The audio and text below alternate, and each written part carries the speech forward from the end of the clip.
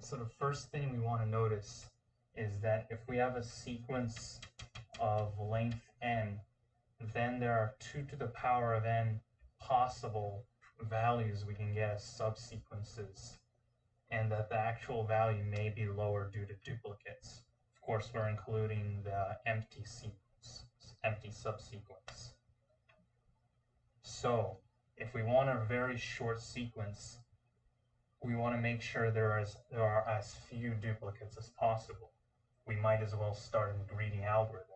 First, take an element that's not the identity element, so that our two elements from the subsequence, says the element itself and the empty subsequence, are distinct.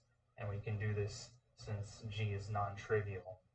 Then we could take another element, and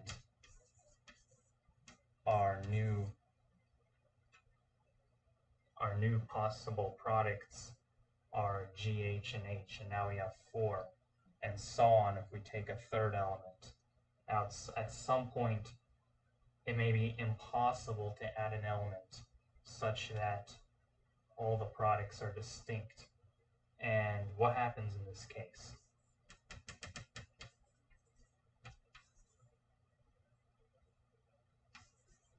Suppose all products of G1 through Gn are distinct, but if we add G, there exists 2 products which are the same. Now, one of these products will have to involve G, because otherwise that contradicts the fact I just said that G1 through Gn generate distinct products. So we might as well suppose that we have GB1 through GBK, G is equal to GC1 product to GCM,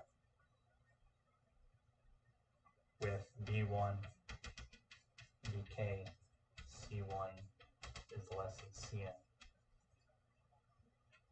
And this ensures it's actually a subsequence, as we can't just take G1 times G3 times G2, it's out of order. If we multiply by inverses, we get this.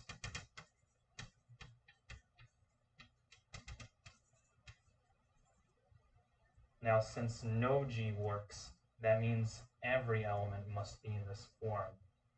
So if we set H is equal to G1 through Gn, then for all elements in G, G is in the set H minus 1H, which consists of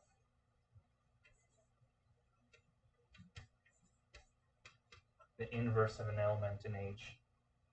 H is all possible products.